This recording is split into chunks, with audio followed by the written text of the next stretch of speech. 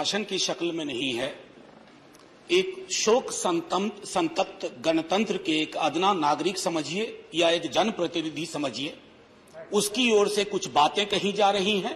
और सबसे पहले माफीनामा उन तमाम लोगों को जिनकी मौत को भी हम एक्नॉलेज नहीं कर रहे हैं, जो हम जान ही रहे हैं कि वो मारे गए। हमको कौन सा आंकड़ा कोई बताएगा साहब? हमको नहीं किसी आंकड़े की बात नहीं करनी है। हमें देखना है कि जो लोग गए वो जिंदा दस्तावेज छोड़ के गए हैं हमारे फेलियर का। मैं आपकी बात नहीं कर रहा हूं साहब। आप कहिएगा 70 साल में कुछ नहीं हुआ, मैं उसमें जाना ही नहीं चाहता। ये कलेक्टिव फेलियर है 47 से लेकर अब तक की सारी सरकारों का। क्या बना दिया हमने? बहुत बड़ा विज्ञापन लगा हुआ है, मुफ्त वैक्सीन, मुफ्त राशन, मुफ्त इलाज। ये वेलफेयर स्टेट है ना? एक साबुन की टिकिया अगर कोई गरीब गांव में खरीद रहा है ना सर, तो अडानी अंबानी के बराबर का करदाता है। आप उसको कह रहे हो मुफ्त वैक्सीन, मुफ्त इलाज, मुफ्त राशन। नहीं साहब, कुछ मुफ्त नहीं है। उसका स्टेट है, इस वेलफेयर स्टेट का कमिटमेंट है। उसको आप डिनाइग्रेट मत करिए, डेमोनाइज मत करिए, उसे बौना मत बनाइए। ये आग्रह है मेरा। सर, मुझे पता नहीं था कि अस्पताल और ऑक्सीजन का क्या रिश्ता होता है। सर, ईमानदारी से कहता हूं, मैं मेडिकल बैकग्राउंड से नहीं आता हूं।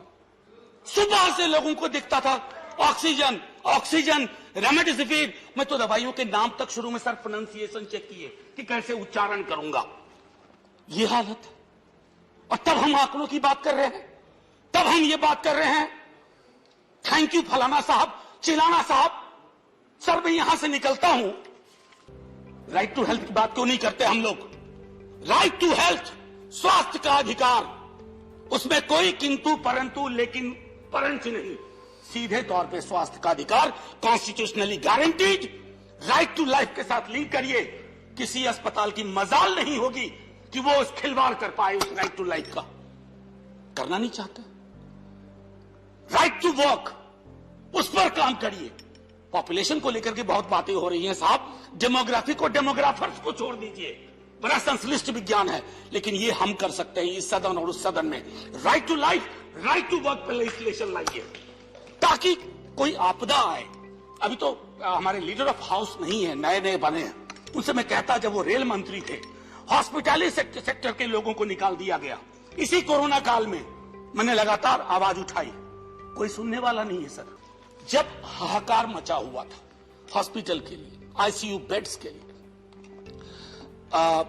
दवाइयों के लिए, यह हाहाकार जब मचा हुआ था, उस दौर में सर कई चीजें हुई, जिसमें से एक जो महत्वपूर्ण चीज मैं जिसका जिक्र करूंगा, उस हाहाकार में सरकारें, मैं सिर्फ केंद्र को नहीं कह रहा हूं, कई राज्य सरकारें भी नदारत थी। वो 1.5 महीना कैसे बिताया है इस मुल्क ने।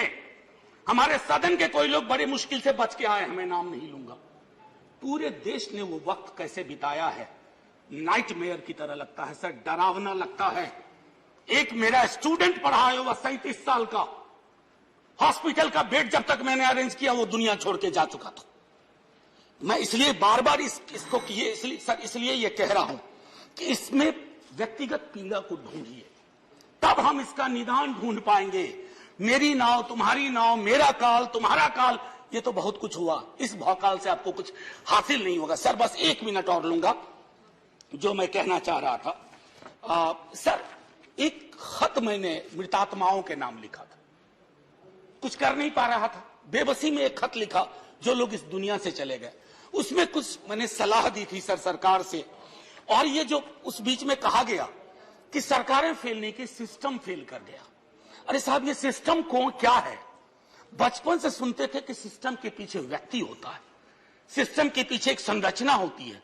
अगर वो सिस्टम फेल किया है, चाहे दिल्ली में या किसी गांव की गलियों में, तो वहां की सरकारें फेल की। सिस्टम का नाम इसे मत दीजिए, क्योंकि यही वो सिस्टम बनाते हैं। धन्यवाद। और क्योंकि अगर गंगा में तैरती लाशें, सर, जिंदगी में डिग्निटी चाहिए, मौत में उससे बड़ी डिग्निटी चाहिए। हमने अनडिग्निफाइड डेथ को विटनेस किया है, और अगर हमने इसको दुरुस्त नहीं किया सर, आने वाली सदियां माफ नहीं करेगी। आप बड़े बड़े इश्तहार छपवाओ, अखबारों के 4 पन्ने रंग दो, फलाना थैंक यू सर, इतिहास को थैंक यू कहने का मौका मिलना चाहिए। धन्यवाद। जय हिंद साहब।